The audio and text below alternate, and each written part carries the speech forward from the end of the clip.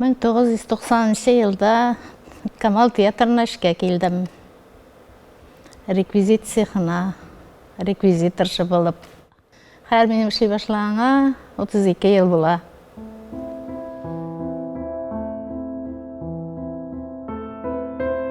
Бір нәрседе білмеше келдім мен театрға, реквизит цехына.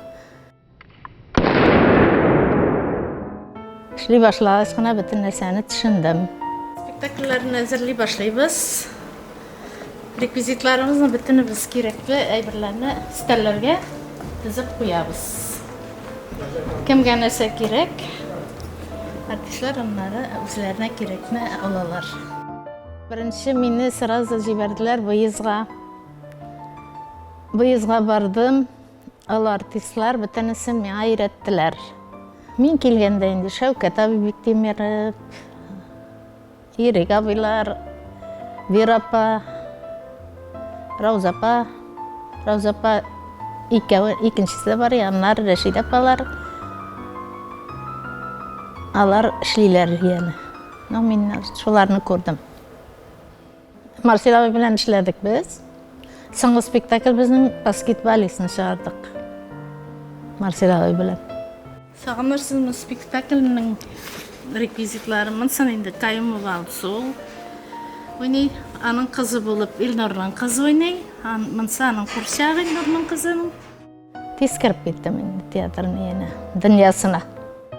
Театрға бек яратып бередірем. Бір премьераларында қалдырмайдырем. Мұнда келгеннен берлі, Қозанға келгеннен берлі енді. Шасты ерерге тұры келді.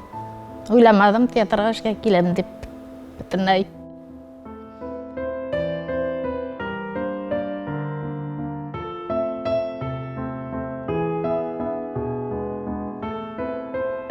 Реквизитін санап бітіріп болмай.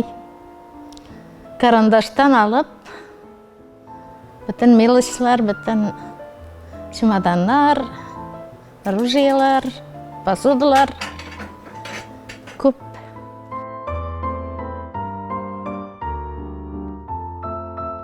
Мен репетиция барғанда қар уақыт сахна артында отырам.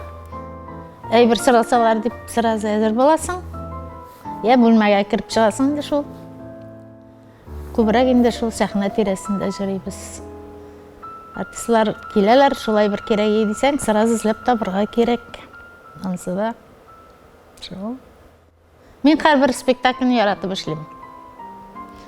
Өзім бір репетицияда күн сайын болғаш, ішіне яратқанға көредір деп ойлым. Спектакльлеріні яратам.